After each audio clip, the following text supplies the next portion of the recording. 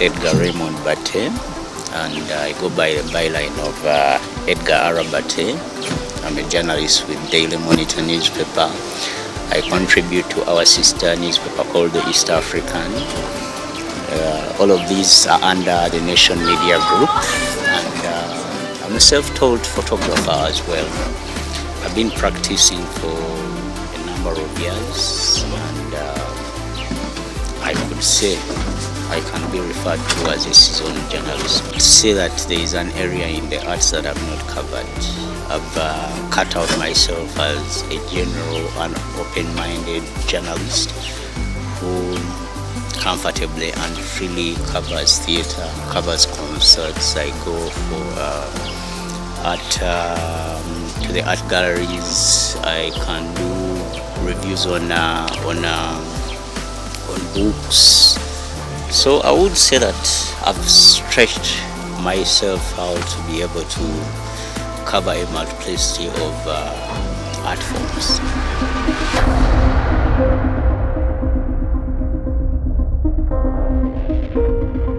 I would say that this goes a couple of years back.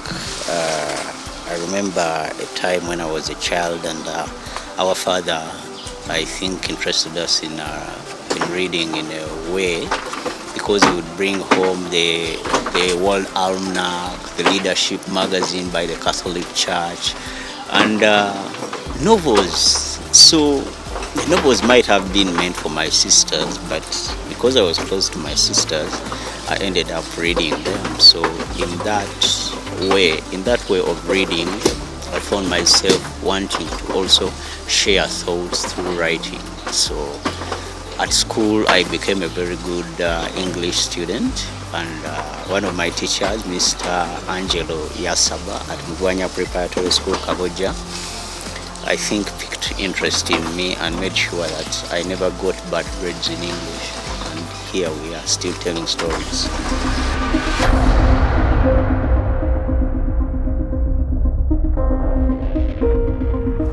Journalism is like a practical lesson.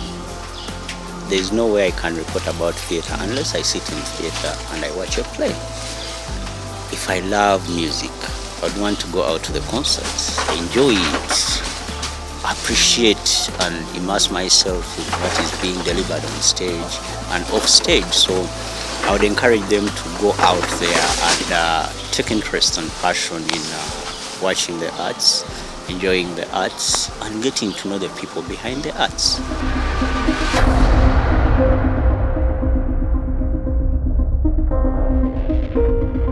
That speaks to the core of journalism. Journalism is here to educate, entertain, and inform.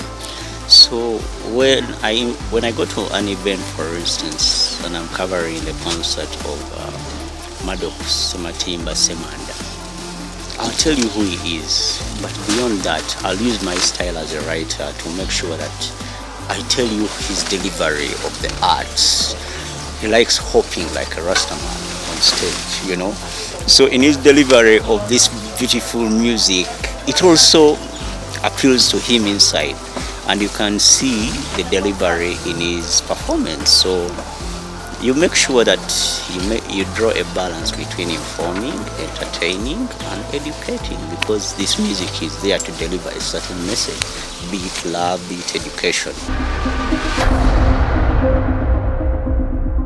You make sure that you read a lot, and reading a lot informs you. In informing you, you make sure that you craft a style, a unique style as a person. When you craft a unique style as a person, it gives you a narrative as a person. So in that narrative, they will say, oh, this is Mable's work. Mable writes this way. So you make sure that you keep it simple and sweet.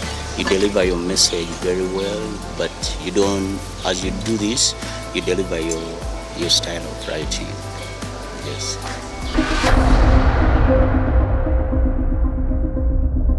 It's about knowing how to deliver your message, and I'm talking about packaging here. I'm at a concert where Chameleon is performing. There is the music that is thudding in your ears. There is the groove How do you deliver that groove in your writing? There are people taking alcohol. There is smoke somewhere, because it is a multitude of people that come to these concerts. So how do you make sure that you deliver what you see? Are you seeing the threads of sweat running down his face? The sweat is coming from the groove, from the energy of delivery of music, So you are appealing to the sound, you are appealing to the ear. So you have to use language that is purpose towards delivering a message in what you're covering out there.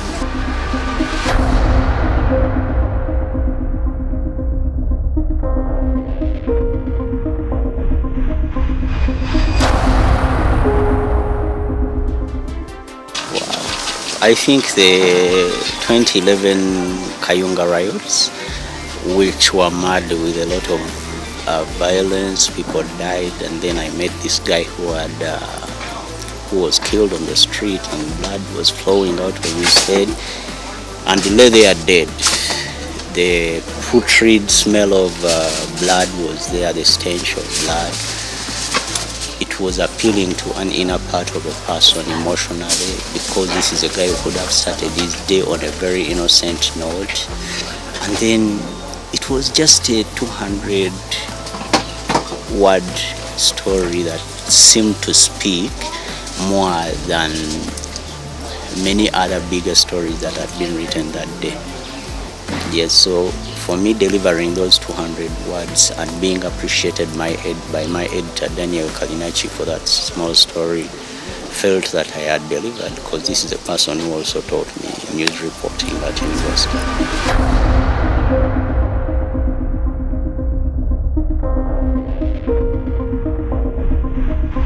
I think that first and foremost, if I can speak from experience, is that I make sure that I'm at the venue about an hour or so before. I study the mood. I appreciate, if I can even go back a little more, I should be part of the dress rehearsal, so that I appreciate the energy and effort that is being put in this story. So for me is the preparation of being able to appreciate the process first and foremost, and then understanding the artist. If you can do some background checks or reading, it helps you to write an informed story about these artists. Some of these people who probably come from outside, like how Masekela, may his soul rest in eternal peace, have a lot of their works on the YouTube. Invest in doing a little research. It will help you understand your story better and report it better.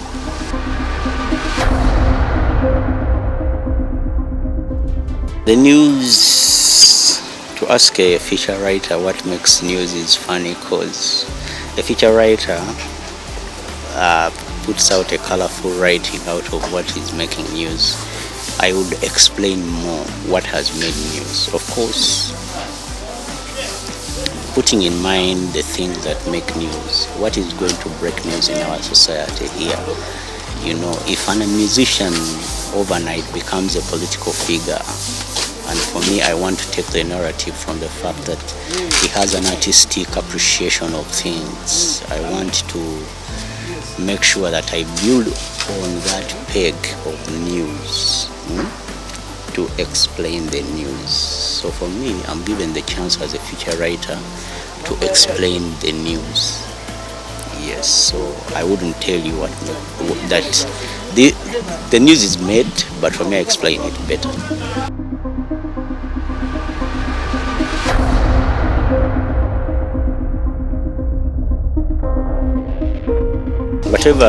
Whatever the artist delivers has a motivation. It has thematic concerns. You just don't look at how well someone dances on stage. Look at the delivery. There is a message being carried forward. You can think of the messages being put forward. Is it corruption? Is it poverty? Is it love? Is it, So his delivery on stage tries to amplify the larger or the stronger message that they are trying to put across. So understand what it is that they are trying to put across and build the entertainment story based on those, concerns that he's trying to put across, or his artistic. If Chameleon is singing a song,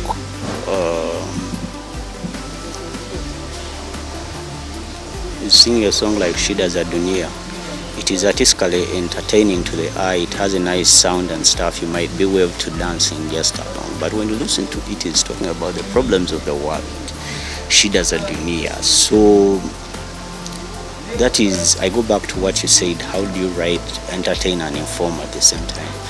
He's entertaining you, but as you're getting entertainment, he's giving you food for thought. Just don't lose the food for thought by being swayed with just the music that they are singing, or how they are dancing well, or how they are connecting with the crowd. Don't lose the message.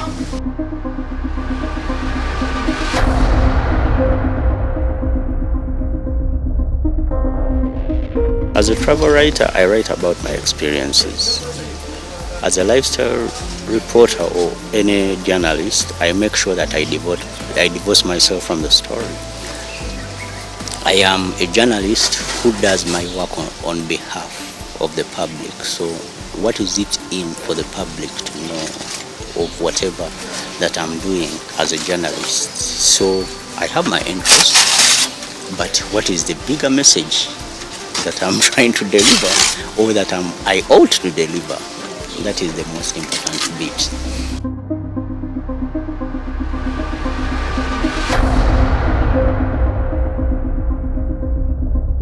I did not have the luxury of picking what to do, so I ended up interesting myself in everything that I could write. I started out as a freelance journalist, and we are paid per story put in, so I couldn't afford to box myself to say, concerts are my things, theater is my thing. I read books, and in reading books, I got to know the people behind the books. I got to interview people behind the books. In understanding a good review, make sure you read as much as possible. Read the New York Times, read the Washington Post, read the Kenyan dailies, and see how are the other journalists doing it. What can I learn from them? What can I pick from them? And that is how I managed to craft my way into book reviews and stuff. For me, I believe that it is a continuous learning process, that a journalist is never the best, but he can only get better.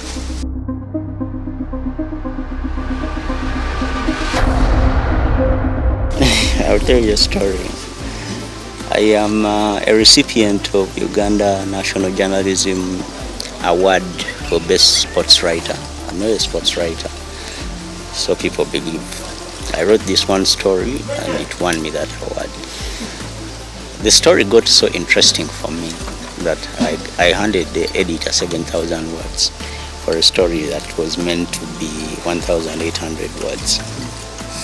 So he told me, do you want a story run, or you are trying to write a novel manuscript? I told him, I'm sorry, I got carried away. The truth is that there's no story.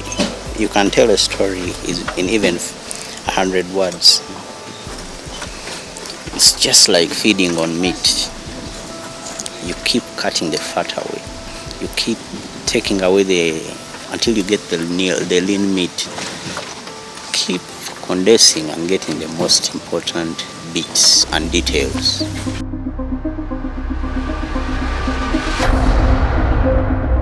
I think that importantly is what you gather from the story, from the interviews that you do with the person.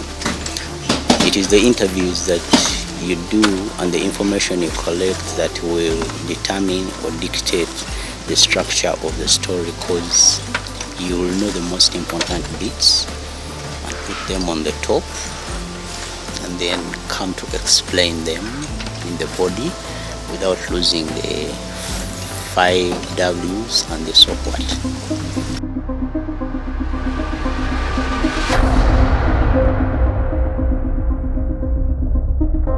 I have sat in theaters and interpreted plays my way. but I'm a reporter. Being a reporter is you report what you get from the sources. So I'll sit down with the director, the scriptwriter, and understand what it is they wanted to deliver.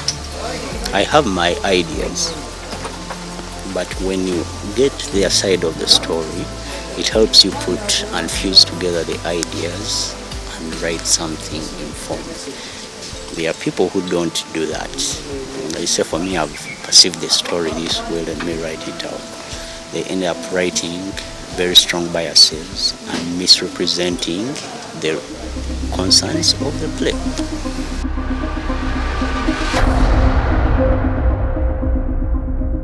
You can do a review, but important, very important, make it balanced, and in making it balanced, speak to the other party, because whatever you read are your ideas, are your perceptions.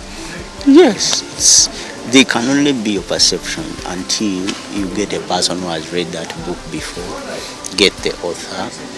It doesn't hurt in getting a wholesome story, a wholesome narrative of what the author wants to put across. Because when you, for instance, if I read the book Kizza Besigye and Uganda's Unfinished Revolution,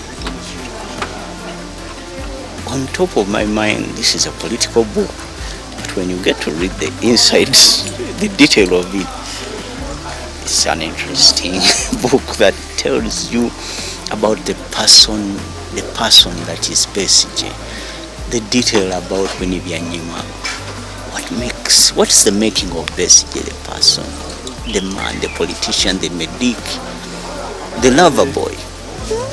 How does he fall in love with Winnie?